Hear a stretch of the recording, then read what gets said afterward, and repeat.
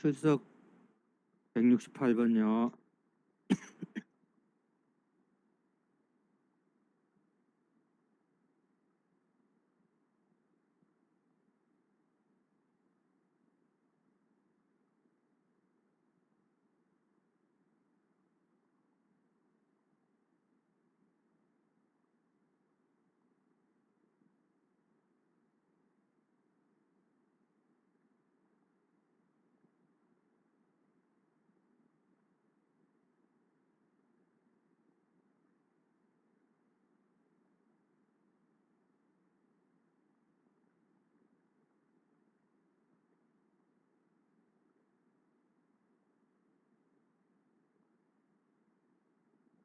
출석은 168.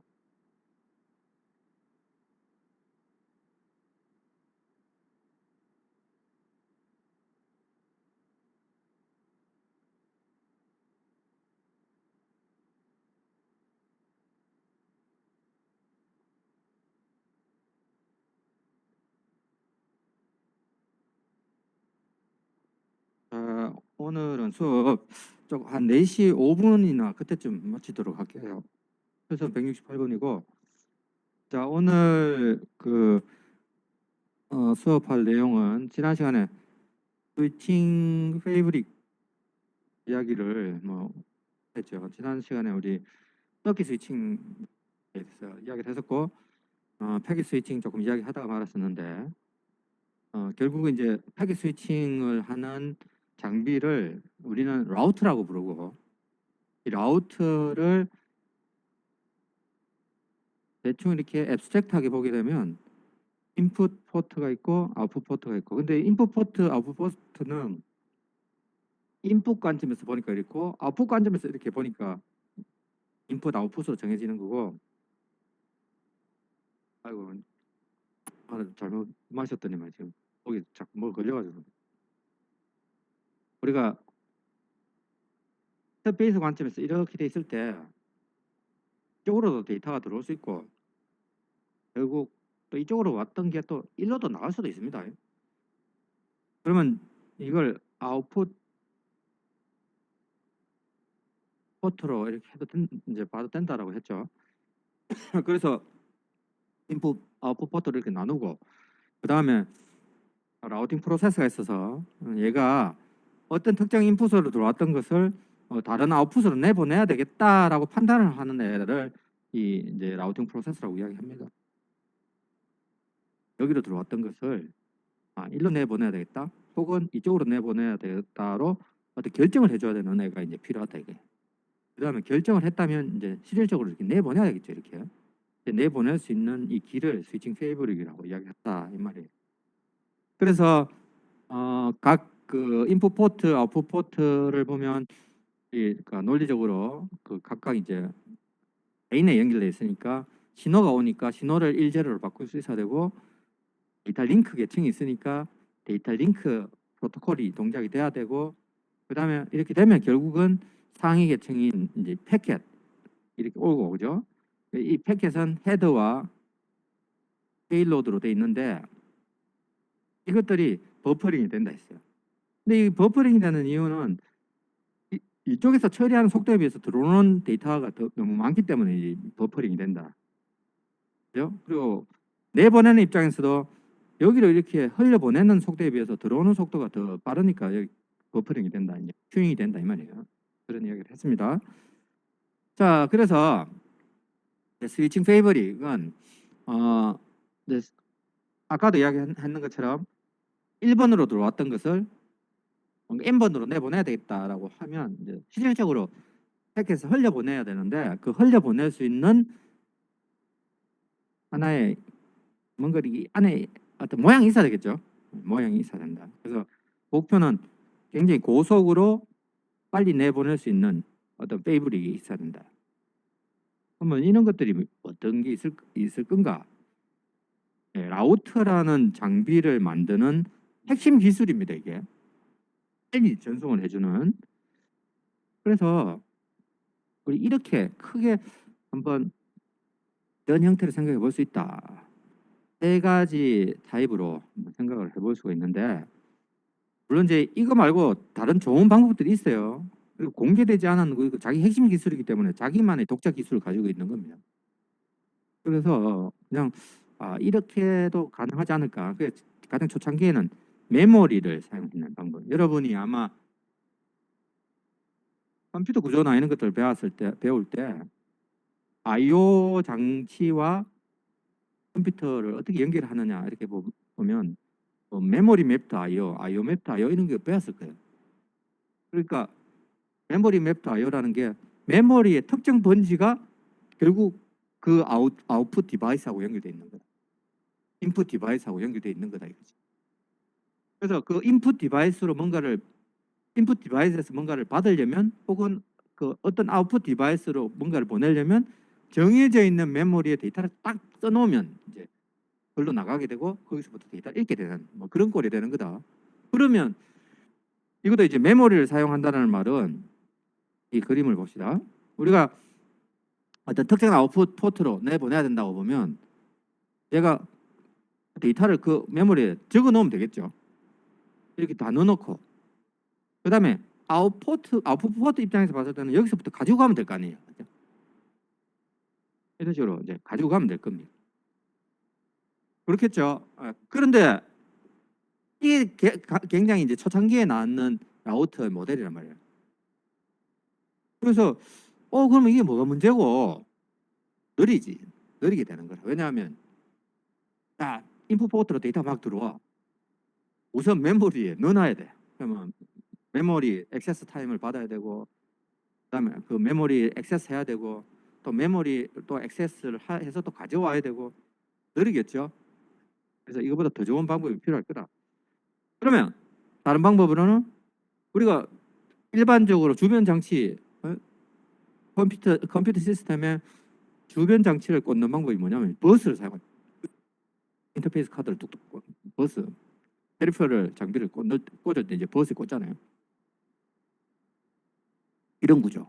그래서 이런 구조들 실질적으로 시스코라는 것은 라우터를 만드는 여기 여러분 잘 알고 있는 회사죠. 라우터 회사입니다. 시스코는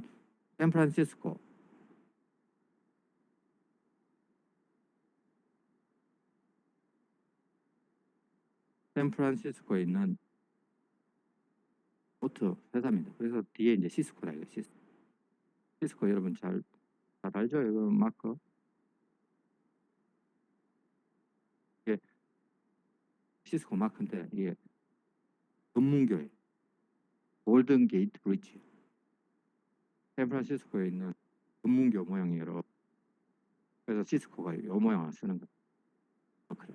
그래서 시스코가 우리가 아는 라우터 시장을 대부분을 차지하고 있다. 뭐 이렇게 할 정도로 굉장히 시스코 장비를 많이 씁니다. 시스코에서 이런 모델을 썼단 말이죠. 자, 지금 출석한 친구 168번이 돼. 이제 출석 체크 못하는 거야 이거? 이건 지나는 거야 이거? 나중에 안 되면 저기 수업 마칠 때 되면 지금 하고요. 예. 자, 그래서 이렇게 버스를 통해서 보낼 수도 있겠지. 버스 구조로. 그러면 이때 여러분들 컴퓨터 구조에서 뭘 해야 돼요? 버스 아비트레이션이라는 거 해야 되죠. 이 버스를 누가 액세스할 건지 권한 얻어가지고 이렇게 얘도 막 보내고 얘도 막 보내면 충돌이 나니까 그런 과정이 필요할 거다. 오케이 뭐 어쨌든 컴퓨터 이제 우리 컴퓨터를 사용해서도 충분히 가능하다. 그러니까 여러분이 컴퓨터 한 대 사다가 카드 여러 개 꽂고 거기 각각 연결되고 그것도 라우터로 동작시킬 수 있지 않느냐? 있어요. 그것도 느리다 이 말이에요. 그러면 더 저기 빠른 게 뭐가 있겠습니까? 라고 해서 나온 게 이제 크로스바 지난번에도 한번 이야기했다 그죠 앞에 크로스바 형태인데 그 각각이 지금 요 부분은 뭐예요? 크로스 포인트라는 거였죠. 크로스 포인트를 여러 개를 두면 된다. 맞죠? 근데 크로스 포인트를 이렇게 두면 결국 요게 이런 거였잖아요. 여기 이렇게 이런 식으로 돼 있다고 치면, 이런 식으로 돼 있다 치면 이런 게 있어서 여기다가 딱 연결하면 일로 신호가 흘러가고, 이걸 여기로다가 연결하면 신호는 일로 흘러가고. 그러니까 요거를 갖다가 적당하게 딱딱딱딱딱딱 해놓으면 여기서부터 싹 와가 이렇게 쑥 내려가겠지, 그죠? 그러니까 요 크로스 포인트들 컨트롤하면 신호가 이렇게 왔다 갔다 이렇게 내려가고 이렇게 하겠죠. 이제 그렇게 해서 여기서 어떤 이쪽에서부터 일로 데이터를 보내야 되겠다 이러면 그 크로스 포인트를 갖다가 이렇게 스위칭을 해서 신호가 이렇게 흘러가도록 하면 될 거 아닙니까? 그렇게 하면 된다. 자, 그런데 이제 크로스 바 방법은 요 크로스 포인트 숫자가 인풋 수가 많아지면, 인풋 수와 아웃풋 수가 많아지면 그거에 따라서 굉장히 포인트 수가 많아지니까 이것 때문에 멀티 스테이지 방법을 썼잖아요. 멀티 스테이지 방법이 앞에서 우리가 봤어요.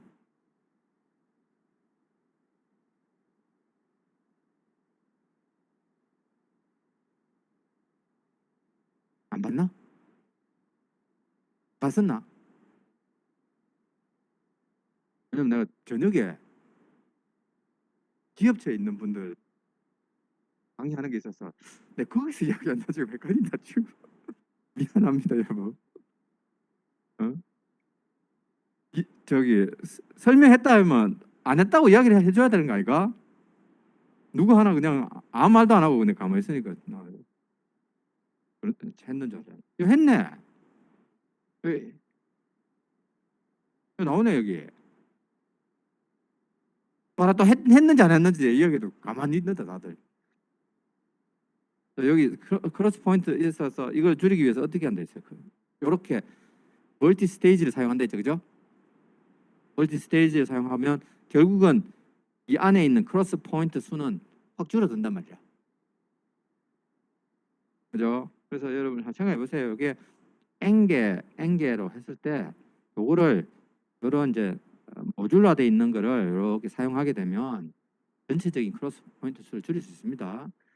이렇게 해서 멀티 스테이지로 여기 활용을 하고 그렇게 해서도 된다. 그런데 이제 멀티 스테이지를 했을 때 또 장점이 있더란 말이에요. 어떤 장점이 있냐면 패러렐리즘을 활용할 수 있다 이거예요. 그래서 exploiting parallelism이라고 돼 있죠. 어떻게 되냐면 데이터그램 자체를 프래그먼트 자른단 말이에요. 잘라서 어느 고정된 크기로 이렇게 자른단 말이지.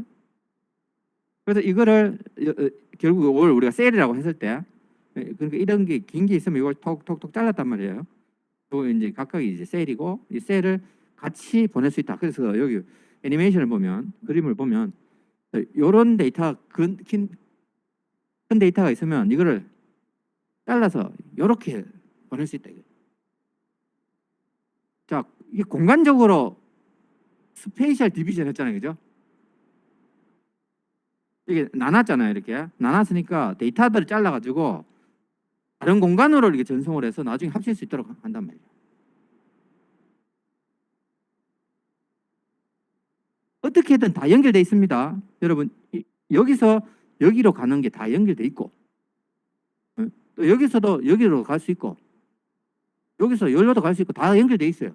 그러다 보니까 우리가 이런 긴 데이터를 자르면 어쨌든 어떤 거는 일로 가게끔 만들고 어떤 거는 이렇게 가게끔 만들고 어떤 게 이렇게 가게끔 만들어서 여기서 조립만 하면 되는 거니까 긴 거를 하나로 이렇게 보내지 말고 잘라가지고 동시에 보내면 금방 도착할 수 있겠지. 그런 효과를 얻을 수 있다 이 말이에요. 자, 그 다음에 이 실질적으로 아까 페이브릭 있잖아요, 이거.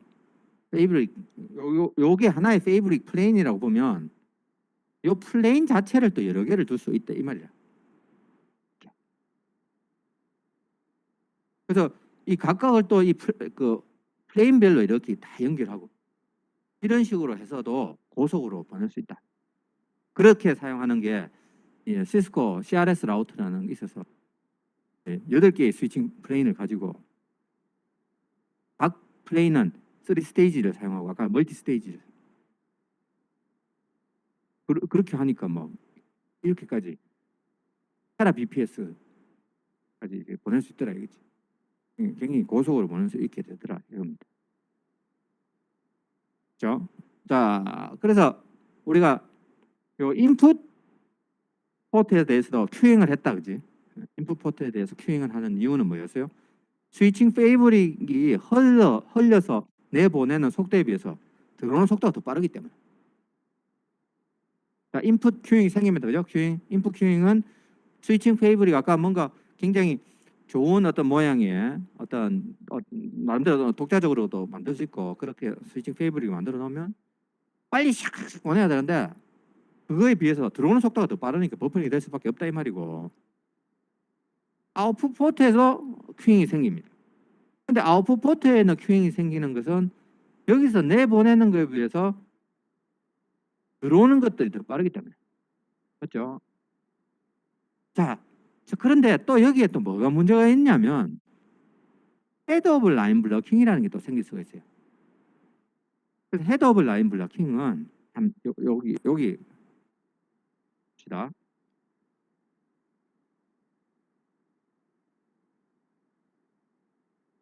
헤드 오브 라인 블러킹이라는 것은 자, 요 빨간 거하고요.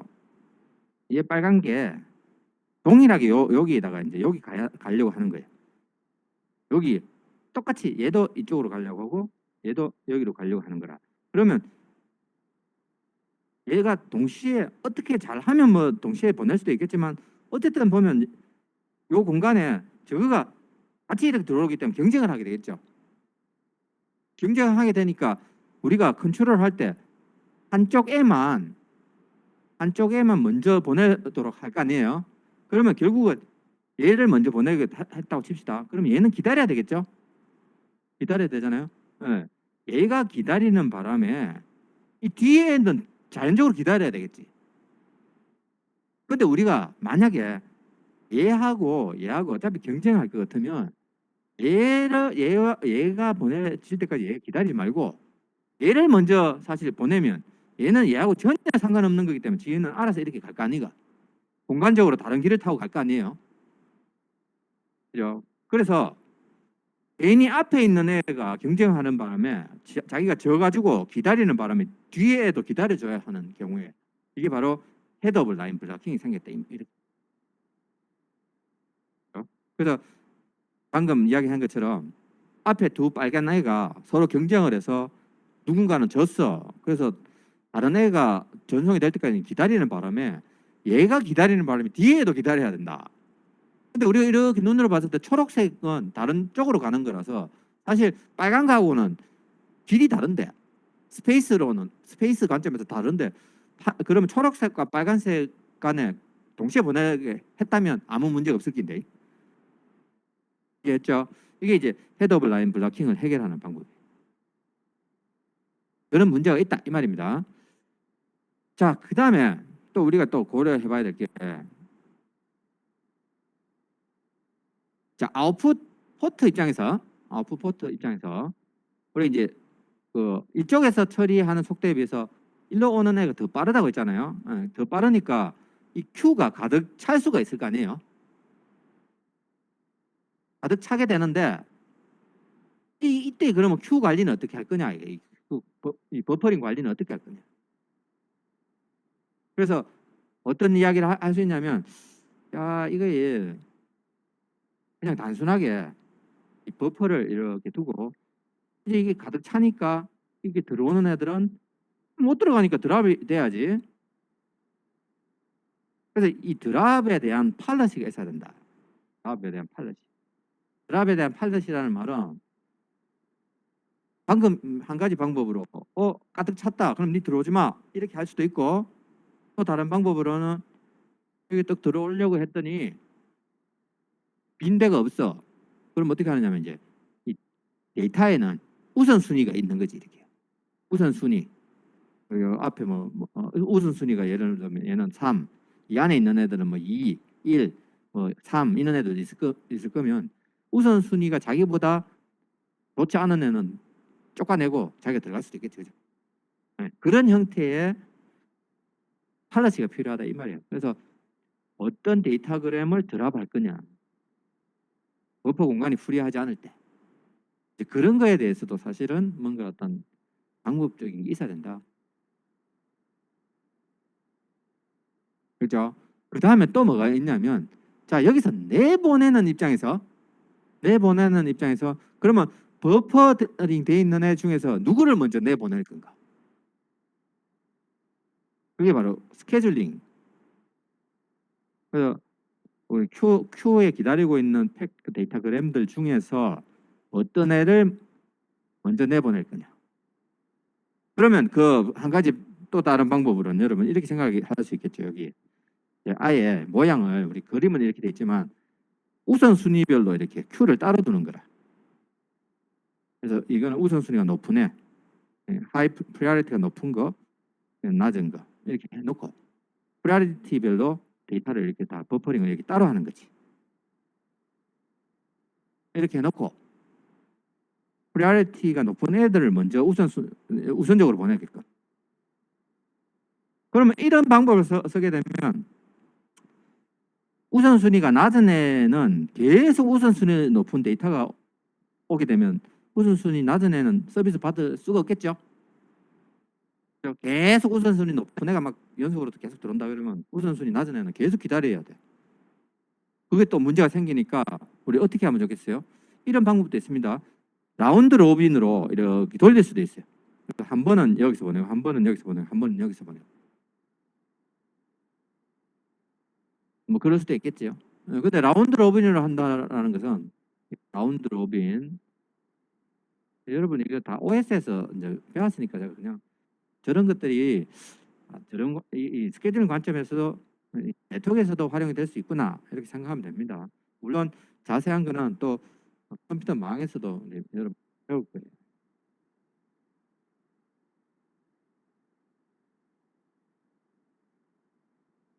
잠깐 이야기하자면 큐가 여러 개가 있을 때 그죠? 여기 이제 버퍼링 돼 있는 애가 있다. 그러면 우선순위 기반으로 할 것 같으면 얘가 먼저 다 나가야지만 다음 애가 기회가 있다.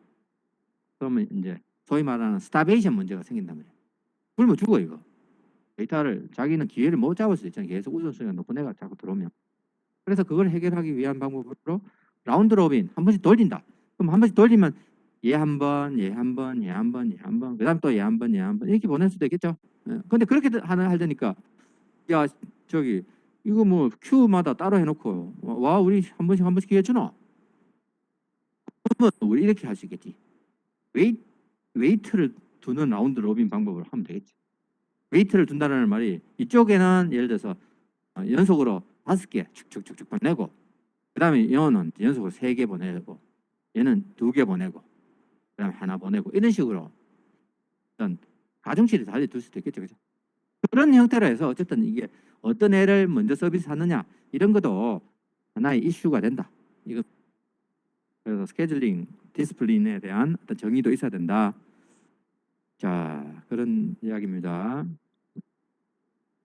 자 그래서 실질적으로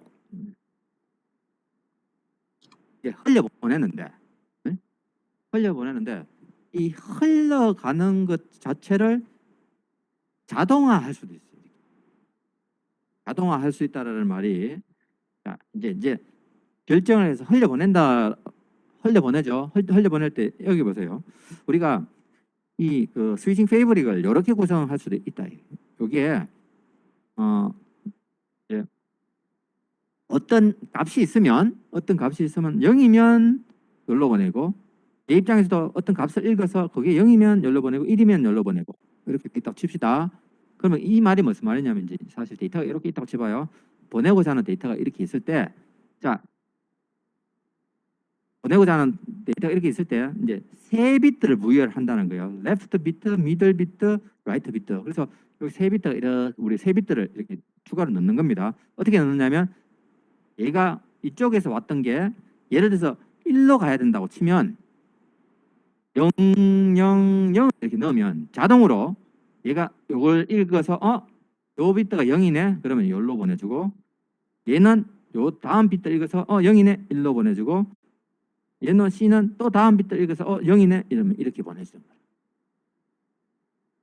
그래서 우리가 이제 결국 자 요거는 일종의 스위칭 페이블이다, 그죠? 그래서 여기에서 1로 보내야 되겠다 이렇게 결정을 했다면 이제 요거를 기입해 주는 거죠.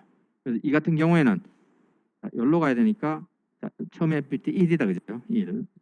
그다음 또 여기로 가야 되니까 또 1이다, 그죠? 또 여기로 가야 되니까 1. 111 값을 딱 매핑을 시켜주면 그 다음에 요 스위칭 페이블을 통해서 이제 보내는데, 그러면 1이네 여기로 보내주고, 또 다음 비트가 1이네 여기로 보내주고, 다음 비트가 1이네 그럼 여기로 보내주는 이러한 모양의 스위치도 있는데 이걸 우리가 반향 스위치라고 불러요.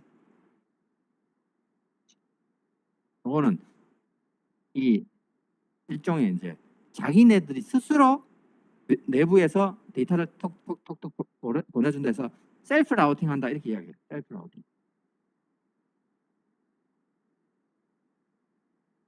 라우팅 한다는 말이 길 찾아간다. 길 찾아간다. 이런 식으로 찾아간다.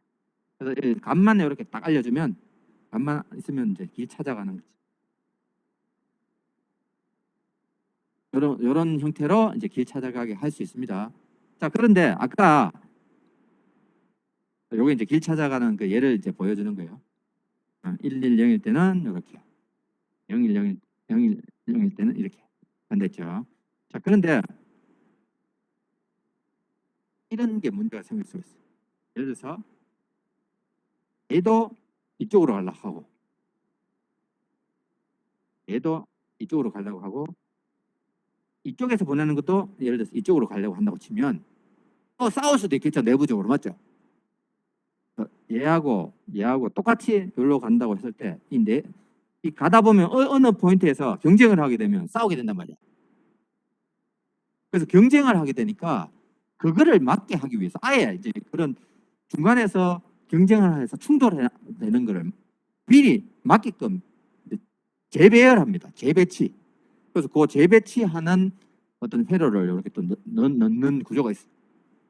그래서 여기 앞에 이제 배처 스위치라 해서 요걸 합쳐서 배처 반향 스위치라고 하거든요. 배처 반향 스위치.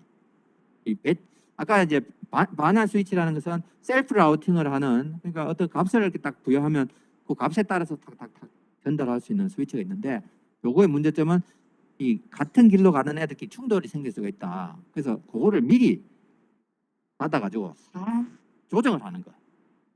그래서 조정하는 어떤 스위치가 이제 배처 스위치라는 게 있고, 배처 스위치를 두게 되면 이렇게 충돌하지 않아요. 그러한 형태의 스위칭 페이브릭도 있다. 그래서 이제 요는 우리가 어쨌든 패킷이라는 걸 전달하기 위해서 스위칭 페이브릭을 거쳐야 되는데, 스위칭 페이브릭의 구조는 다양하게 존재할 수 있고, 우리는 그냥 몇 가지 구조만 예로 받는 겁니다. 이거 말고 굉장히 더 좋은 구조도 있어요. 그게 뭐 책 한 권으로 나와 있어요. 다양한 어떤 모양이 있으니까 그게 나중에 할 기회가 있으면 학부 과정에는 없을 것 같고. 자, 그래서 우리 이제 여기까지 스위칭에 대해서 살펴봤습니다. 스위칭에 대해서 로컬 에리어 네트워크에 대해서 보고 또 이더넷에 대해서 공부를 할 겁니다. 워낙 학생 지금 마이크가 동작을 해서 그 친구 목소리 다 들린대. 자, 이제 로컬 에리어 네트워크에 대해서 봅시다. 우리 로컬 에리어 네트워크라는 것은 근거리 통신망 이렇게 이야기해요. 근거리.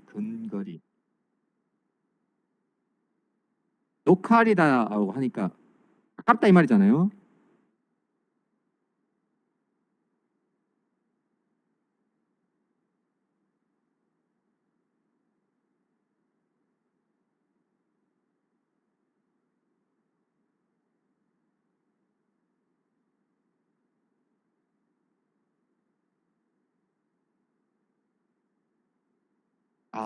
이게 왜 이렇게 잘 안 되는지 모르겠네. 내가 뭔가 잘못하고 있나? 이제 또 되고. 로컬 에리아 네트워크는 근거리 통신망. 우리가 이제 우리 건물 안이 하나 있다. 건물 안에 있으면 장비들 이렇게 연결하겠죠. 컴퓨터를 연결해요. 연결하는 모양은 대충 이렇게 연결합니다. 여기 스위치가 있고 스위치에 이제 컴퓨터들 이렇게 연결하는 거죠. 이렇게 하고 또 여기 스위치가 있고 또 이 컴퓨터들 이렇게 연결하고 또 요것들을 이렇게 연결해서 외부망으로 이렇게 연결해주는 라우터를 둔다든지 이렇게 되는데 이제 요러한 하나의 네트워크를 우리는 로컬 에리아 네트워크이다 이렇게 부른단 말이죠. 근데 이 로컬 에리아 네트워크들을 또 여러 개를 연결하는 또 이런 망이 또 따로 있고.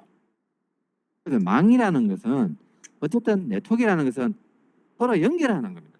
그게 네트워크이고 그 네트워크의 어떤 규모에 따라서 우리 로컬 에리아 네트워크 그다음에 이 로컬 에리아 네트워크보다 좀 더 큰 예를 들면 뭐 대구 전체를 어떻게 커버하는 네트워크 해서 그거는 메트로폴리탄 에리아 네트워크 이렇게 부르기도 하고요.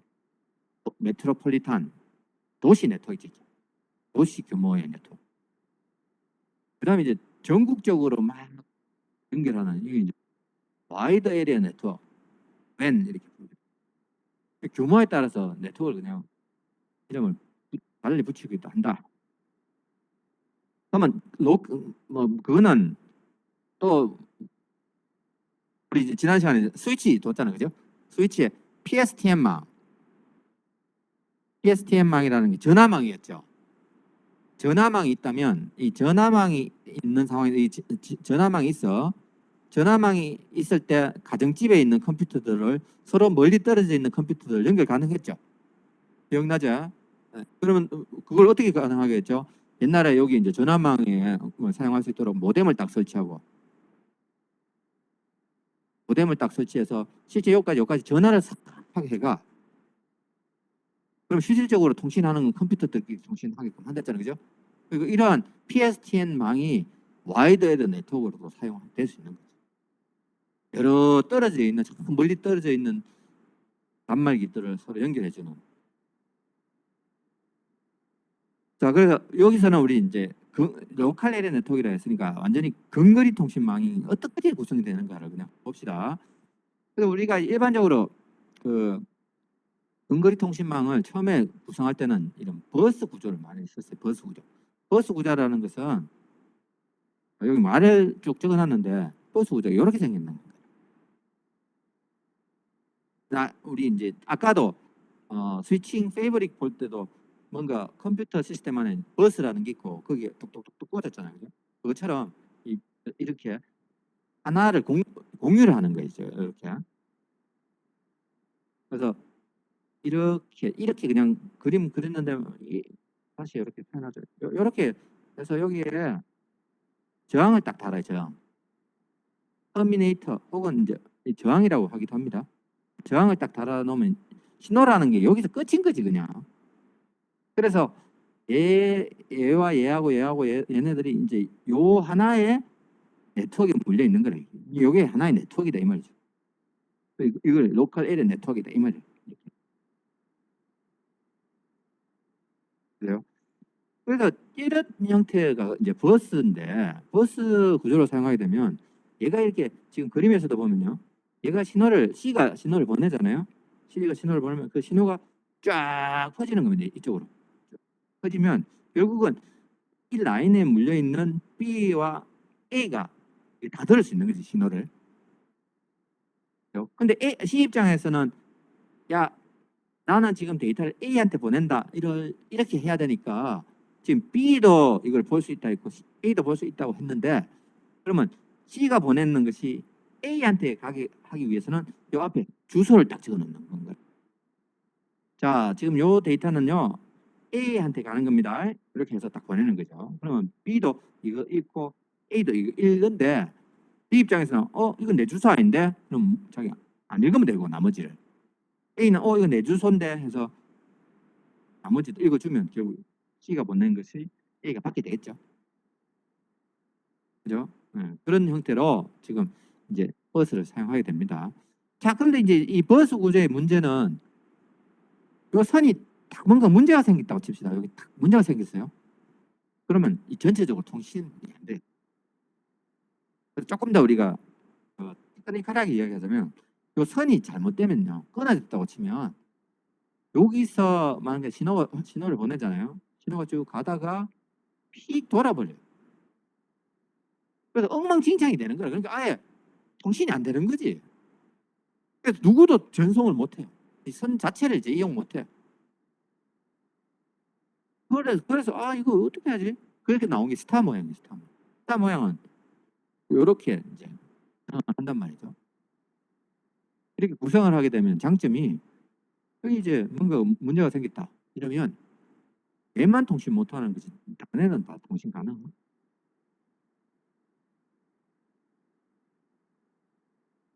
자, 그런데 여기서 여러분이 스타 모양을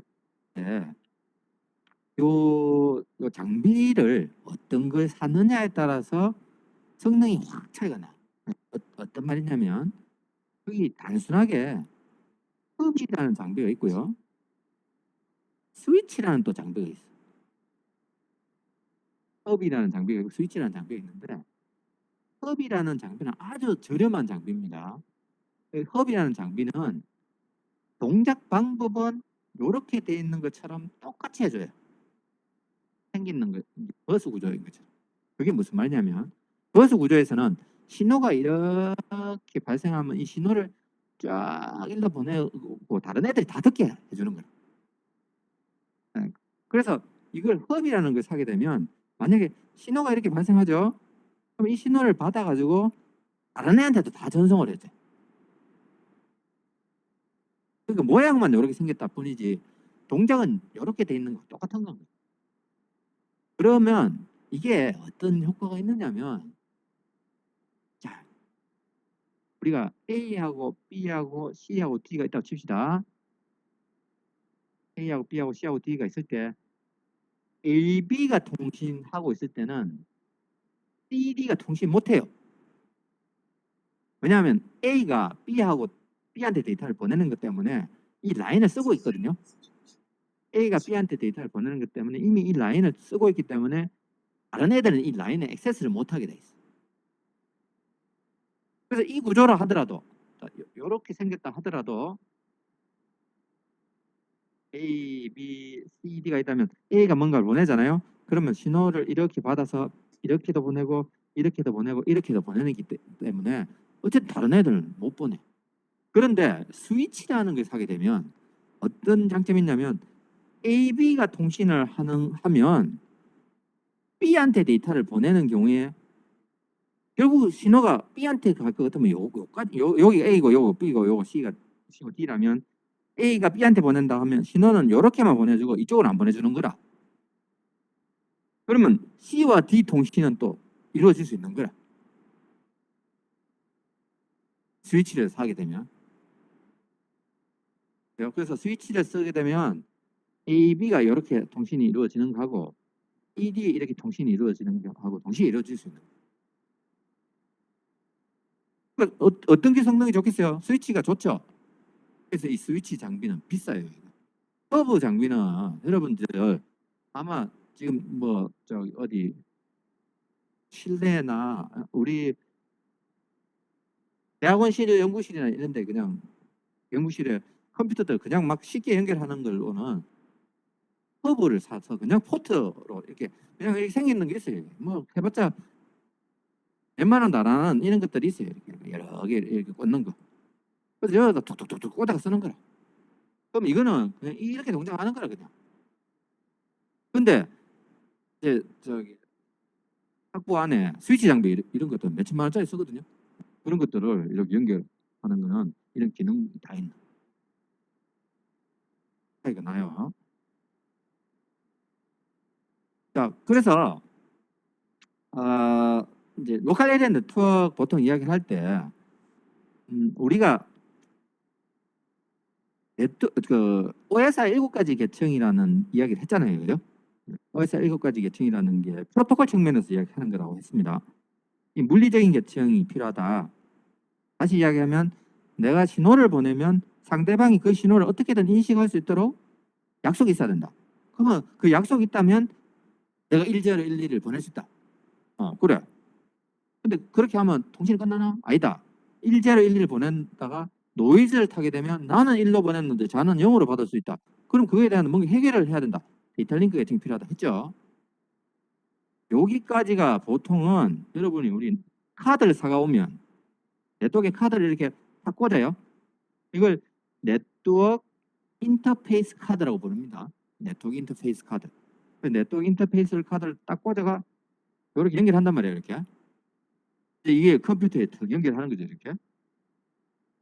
이랬을 때 또 데이터 링크 계층까지는 주로 이제 카드 레벨에서 다 제공을 합니다. 그리고 여기 보면 네트워크 계층 있죠. 요부터 상위 계층은 다 소프트웨어로 구현이 돼 있지. 이제 하다못해 우리 오퍼레이팅 시스템에 OS에 들어가 있단 말이에요.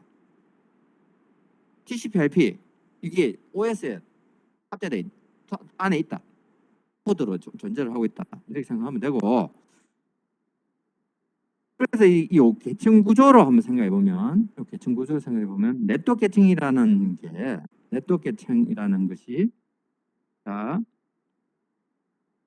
패킷이 만들어진다. 지난 시간에 한번 생각해 봅시다. 이거 패킷이 있어요. 패킷이 있어서 네트워크 계층 입장에서는 패킷이다. 패킷 헤더가 있고 여기 이제 페일로드가 있죠. 패킷 헤더에는 주소 정보가 들어간다. 주소. 이 주소라는 것은 IP 어드레스입니다. 상대방의 주소와 내 주소가 우리 편지 쓰듯이 보내는 사람 주소, 송신 측의 IP 주소, 목적지의 IP 주소 이게 다 들어가는 거죠, 그죠? 그러면 이 네트워크 계층에서는 목적지의 IP 주소를 보고 목적지 주소를 보고 일로 가기 위해서는 다음에 어디로 가라 이렇게 결정해 주는 게 이 네트워크 계층입니다. 그러면 이제 그림상에서 이렇게 구조가 돼 있을 때 이런 식으로 시스템이 연결돼 있을 때 자, 얘가 뭔가를 받았어. 목적지가 저기 여기 있는 거라. 일로 가기 위해서는 여기로 보내야 된다. 이렇게 결정을 했다면 이제 여기로 실제 보내야 되죠. 여기에 링크가 있단 말이에요. 이렇게. 그러면 보내도 이거 좀 여기로 보내라. 얘한테 이렇게 부탁을 한다. 이렇게 부탁을 한다. 그러면 부탁을 한다는 말이 여러분이 예를 들어서 이 방이 따로 있고 이 방이 따로 있다고 칩시다. 우리 방마다 하는 일이 다르다고 쳤을 때 야, 이거 좀 부탁하다 이렇게 할 때 여러분 방문 열고 야 이거 열고 야, 이거 좀 보내줄래 이렇게 부탁하겠죠. 그와 똑같이 논리적으로 봤을 때는 이 상위 계층이 있으면 여기 이제 어퍼 레이어 상위 계층이란 말이에요. 그러면 얘네들 서비스를 받기 위해서 문이 있어야 된다 이 말이에요. 그래서 요거를 좀 근사한 용어로 우리가 이제 이 표준화 쪽에서 이야기하기로는 어떻게 하냐면 서비스를 이제 얘 입장에서는 얘 서비스를 받아야 되는 입장이니까 서비스를 액세스하기 위한 포인트다 이렇게 이야기한단 말이지. 서비스 액세스 포인트. 근데 어떤 서비스냐 하면 링크 레이어 서비스. 링크 레이어. 여기 링크 레이어.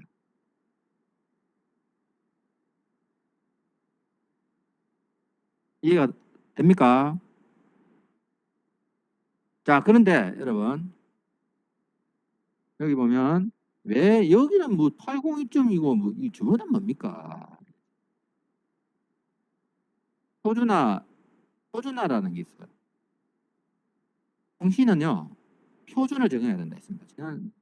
지난번에도 우리 다 몇 번이나 이야기했다 그죠? 표준을 정한다는 말은 통신은 한 밴더에서 모든 걸 만들 수가 없어요.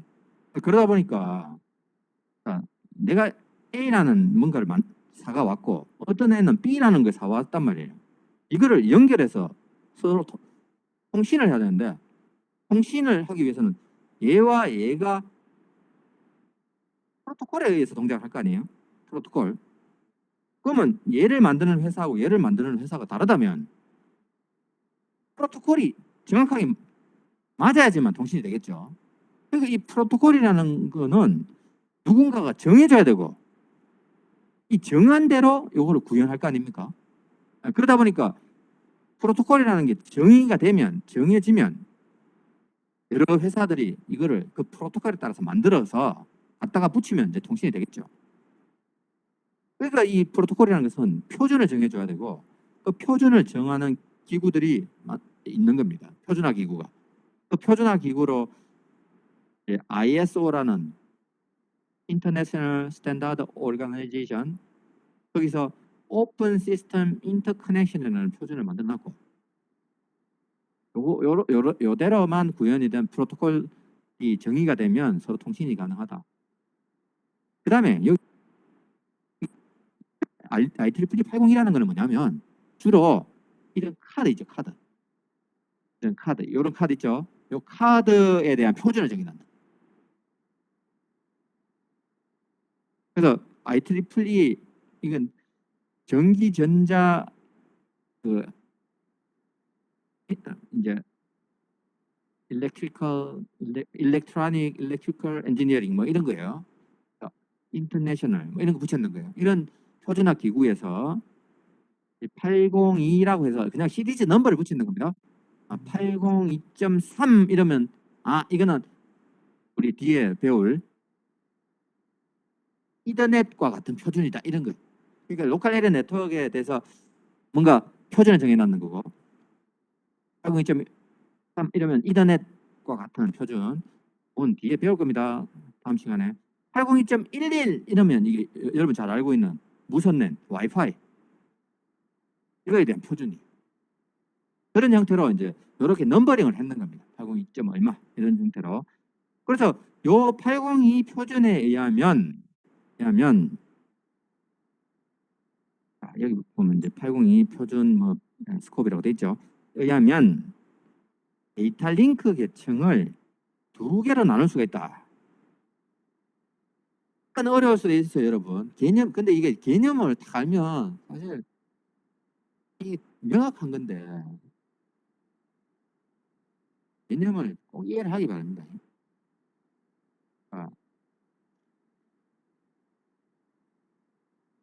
이거 보세요, 여러분. 이렇게 딱 칩시다. 네트워크가 이렇게 네트워크가 구성돼 있고 A, B, C, D가 있어요. 자, 그러면 요게 바로 미디어입니다. 미디엄입니다.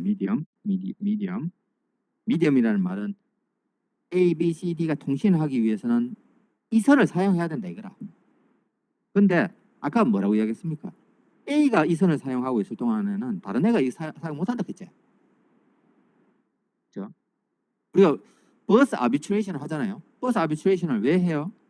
컴퓨터 시스템에서 버스를 누구나 마음대로 쓰면 안 되니까 누가 써야 될지를 누구한테 버스를 사용할 수 있는 권한을 주는지 그걸 정하는 거잖아요.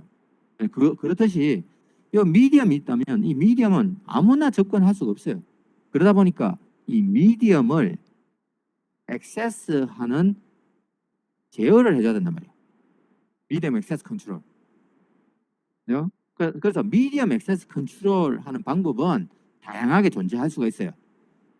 우리 뒤에 이 미디엄을 액세스할 때 랜덤하게 막 할 수도 있고 그러니까 랜덤하게 한다는 말이 아무나 접근할 수 있도록 하는 겁니다. 미리. 처음에는 아무나 접근할 수 있도록 하고 또 누군가가 사용하고 있으면 내가 접근하면 안 되고 뭐 이렇게 약속이 있을 수 있어요. 자, 그런 방법이 있을 수 있고 토큰을 돌린다고 칩시다. 토큰이라는 게 있어요. 요게 토큰이라 토큰이 있을 때만 접근을 한다고 할 수 있다고 칩시다. 그러면 이제 A 입장에서 토큰을 가지고 있어. 그래서 자기가 토큰을 가지고 있으니까 자기가 이거 써도 되겠지.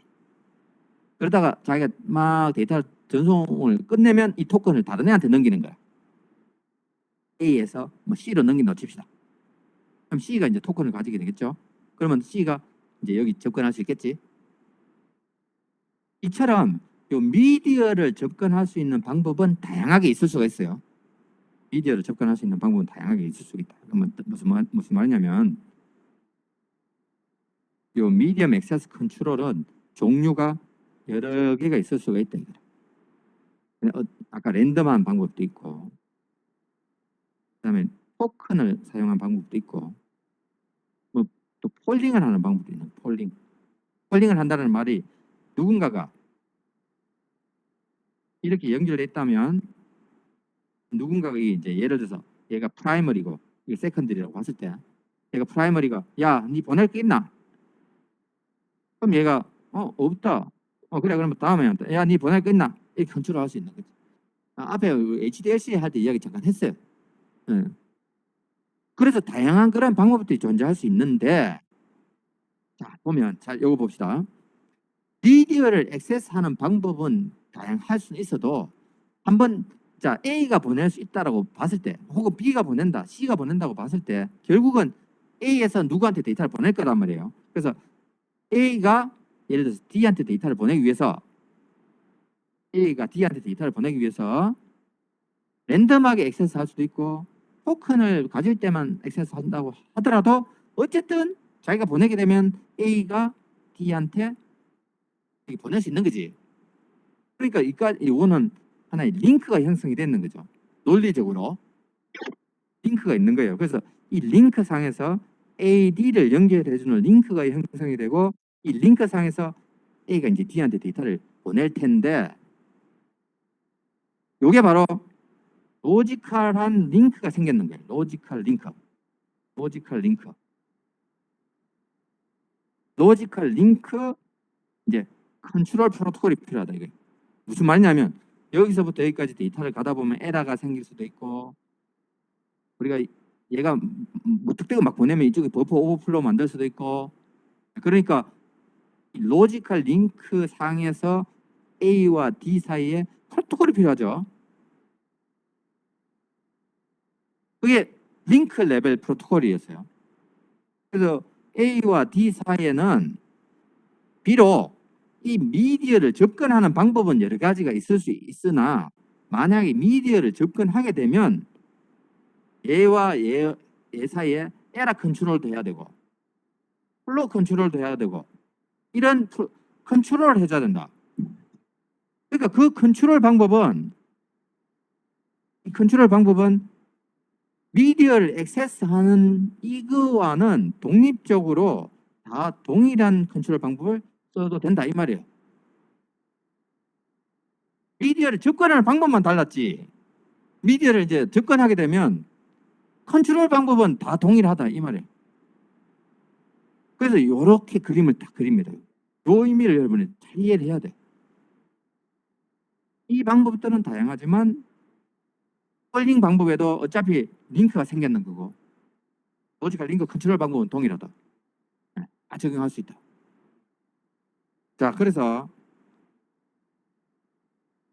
아까 미디어를 접근하는 방법, 그죠? 미디엄 액세스 컨트롤 혹은 미디어 액세스 컨트롤이라고 합니다. 로지컬 링크 컨트롤, 방금 이야기한 것처럼 미디어를 이제 접근하게 되면 거기에서 이제 제어해야 되는 여러 가지 아까 플로우 컨트롤, 에러 컨트롤 방법은 동일하다. 그렇게 해서 두 개로 나눌 수 있다라는 거고 우리가 이제 프로토콜 지난번에 우리 계속 이야기했던 게 어느 계층에서 데이터를 보내면 그 계층에서 밑으로 내려보낼 때 항상 이렇게 가면서 그 계층에 맞는 헤더들이 자꾸 붙는다 했죠, 그죠? 이렇게 쭉 붙어요. 그래서 어떻게 보면 우리가 패킷 단위로 이렇게 만들어 놨습니다, 그죠? 여기 IP 패킷, 여기 IP 패킷이에요, 그죠? 여기서 만든 게. 그러면 이 밑에 자 아까 네트워크 계층에서 패킷을 만들어주고 데이터 링크 계층이 만약에 데이터 링크 계층이 LLC 계층이 있고 100 계층이 있다면 데이터 링크 계층이 자체가 LLC와 맥으로 나뉘기 때문에 이걸 내려보낸다고 보면 결국은 LLC 헤더가 따로 붙어야 되고 LLC 헤더가 붙고 또 맥 헤더가 따로 붙겠지. 계층이 다르니까 계층이 이렇게 내려간다고 보면 네트워크 계층에서 LLC 거치고 또 맥 거치고 물리적인 계층 이렇게 통과하니까. 그러면 자 이게 어플리케이션 계층에서 트랜스포터 계층으로 내려가면 또 헤드 붙고 여기 뭔가 있는 겁니다, 여러분. 여기 다 있는 거예요. 이렇게 이렇게 다 있다고 생각하면 돼요. 그다음에 이제 이렇게 되는 거죠.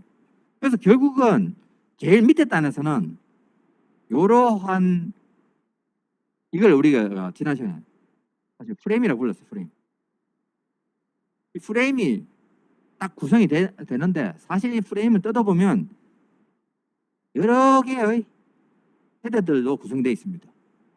근데 이제 제일 밑에 레벨에서는 여기만 관심 있는 거고 그 다음 레벨에서는 여기 관심 있는 거고 그래서 제일 밑에서 데이터 전달이 끝나면 이건 떼버리고 그 다음에 또 올렸으면 그 다음에 또 전달이 끝났으면 이거 떼버리고 하다 보면 결국은 이게 전달이 되는 거다. 어플리케이션이. 그런 것도 이 관계를 여러분 잘 이해를 해야 되는 거고 그죠? 그래서 아까 이제 셉이라는 이야기도 했고 예. 자 그래서 표준에서는요 이런 LLC 서비스 그러니까 로지컬 링크 컨트롤 서비스로 다양하게 정의를 해놨어요. 응? 여기 보면 unacknowledged connection list 서비스, connection mode 서비스, acknowledged connection list 서비스 이런 걸 이렇게 딱 정의를 해놨는 거예요. 이게 우리가 이 데이터 링크 계층을 자 데이터 링크 계층이 있고 네트워크 계층이 있다면 네트워크 계층 입장에서 데이터 링크 계층에게 야 이런 서비스 좀 해도 얘는 이제 서비스를 제공하겠죠. 네. 야 이런 서비스 해도 라고 할 때 이 데이터 링크 계층에서 해줄 수 있는 서비스가 이런 서비스다 이 말이지. unacknowledged connection list 서비스, connection mode 서비스, acknowledged connection list 서비스. 그래서 이 각각이 자 어떤 의미인지 봅시다. unacknowledged라는 것은 acknowledge라는 말은요 데이터를 보내면 잘 받았다는 메시지가 와야 된다 그 말입니다. acknowledge라는 것은 acknowledged니까 그래서 내가 데이터를 보내면 이 데이터 링크가 있다고 칩시다. 이렇게 데이터 링크가 있으면 내가 이렇게 데이터 링크를 통해서 데이터를 보냈으면 잘 받았다라는 메시지가 와야 된다. 그때 여기는 뭐죠? 그런 게 필요 없다 이렇게죠. on이니까. unacknowledged connection is service. 그러니까 여기 보면 데이터의 딜리버리가 보장이 안 되는 겁니다. 왜? acknowledge 안 해주니까. 그렇죠. 여러분이 사용하는 이더넷이 바로 이런 타입을 쓰는 거예요. 자, 표준에서는 실질적으로 표준은 다양한 모든 가능성을 생각해서 정의를 해놨는 거예요. 아, 링크가 있다면 링크 레벨에서는 이런 서비스도 해줄 수 있고 이런 서비스도 해줄 수 있고 이런 서비스도 해줄 수 있을 거다. 그러면 그런 서비스를 필요하면 정해가지고 해주면 되지. 근데 실질적인 그 제품에서는 아까 이야기한 이더넷 같은 경우에는 에크널리지 안 보내거든요. 데이터를 딱 보내면 에러가 있으면 끝. 에러 있는 그대로 없애버려요. 잘 받았다는 메시지는 안 보내죠. 그렇단 말이에요. 그러면 이제 나머지 하면 LLC 서비스에서 이것도 생각해 볼 수 있는 문제죠. 커넥션 모드 서비스. 그러면 이제 로지컬 커넥션이 형성이 되는 거라. 그래서 이게 이제 A하고 B가 통신에 앞서서 야 우리는 커넥션 모드 서비스 하자. 대답을 해. 그 말 자체가 뭔가 이게 이런 걸 제공해 주겠다 이 말이에요. 이런 거. 그래서 논리적으로 커넥션 셋업을 하는 거라. 야, 내하고 데이터 보내자. 잘 보내보자 우리. 이렇게 뭐 왔다 갔다 핸드쉐이킹 해가 셋업을 하고 그 다음에 이제 필요한 데이터 전송을 하는 거죠. 그런 거도 오케이 가능하다는 거고. 커널리지드 커넥션 리스트 서비스.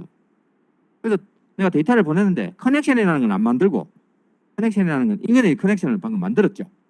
논리적인 커넥션이라는 게 꼭 물리적인 커넥션이다 그 말은 아닙니다. 논리적으로 야 우리 통신하자. 알아서 그러고 오케이 하면 이제 논리적인 커넥션이 만들어졌는 거예요. 근데 그렇게 뭐 셋업을 하는 과정 없이 보낼 게 있으면 확 보내버린다. 그게 바로 커넥션 리스트. 커넥션 리스트. 보낼 게 있으면 그냥 보내버리는 거지.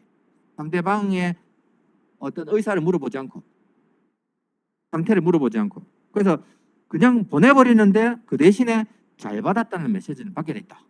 이게 Acknowledged Connection Service.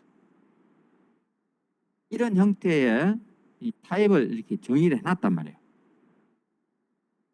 그렇죠? 그런 이야기입니다. 그래서 우리가 이제 LLC 여러 프로토콜들이 있는데 이 LLC라는 이 프로토콜, LLC 프로토콜이 있는데 여러 프로토콜이 있다는 게 아니고 타입이 있는 겁니다. LLC 프로토콜이 있는데 이게 우리 이제 HDLC라는 게 있었잖아요, 그죠? HDLC라는 프로토콜이 ISO에서 만들어놨다 했죠, 그죠? 그래서 여기서 요거를 이미 이게 표준이 만들어졌기 때문에 요거를 모델 삼아서 만들었는 거예요. 그래서 이걸 타입을 이게 LLC 타입 2 이러면 이게 Synchronous Balanced 모드에 커넥션 모드 해서 타입 2 서비스. 타입 1은 Unacknowledged Connectionist 서비스. 타입 3는 Acknowledged Connectionist 서비스. 이런 거. 그래서 우리가 이제 LLC 타입 1, 2, 3 이렇게 해가지고 결국 이제 이게 1, 2, 3지.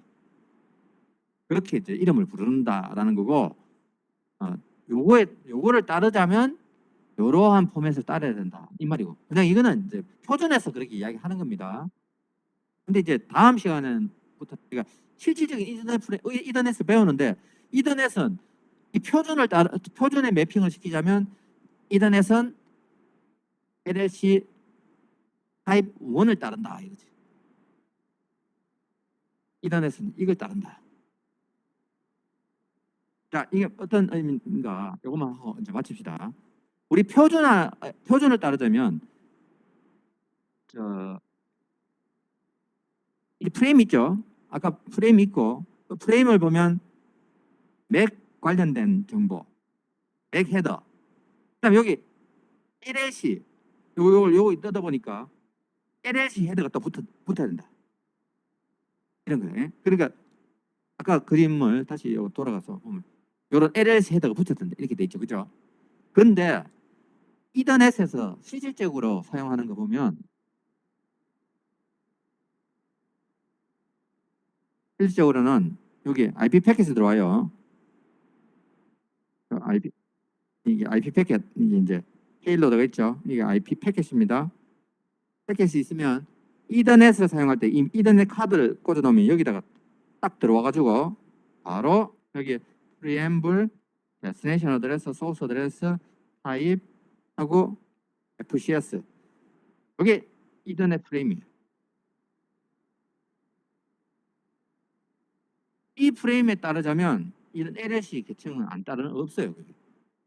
그 말은 뭐냐면 LLC에서 정의해놨는 이 서비스를 사용 안 하기 때문에 결국 그게 얘네들은 타입 1 서비스를 한다. 그래서 수신 쪽에서 데이터를 읽어가지고 에러가 있다. 이걸 보고 에러가 있다 없다 체크하고 에러 있으면 그냥 없애버리는 거예요. 끝. 잘 받았다. 뭐 에러가 없다 하더라도 잘 받았다는 메시지 이런 거 안 보내주는 겁니다. 네. 그래서 이제 우리가 그 로컬 에리어 네트워크라는 거 그냥 전반적으로 표준화해서 이야기하는 LLC까지 그냥 이야기를 했던 거고요. 자, 다음 시간에는 우리가 이제 미디어 액세스 컨트롤 프로토콜이 어떤 종류가 있는지 그거에 대해서 설명을 이렇게 좀 여러분들한테 쭉 이렇게 할 거고, 뭐 복잡한 것처럼 보이지만 사실은 굉장히 간단한 겁니다. 그래서 여기 남았는 걸 이렇게 설명을 하고 그다음에 인터넷에 대해서 설명하겠습니다. 그래서 인터넷 설명을 하고 난 뒤에 그다음에 이제 무선 랜 여기까지 하고 종강을 하겠다 그 말이에요. 한번 보자. 윤석혁 학생 출석했나? 체크 따로 해줘야 되나?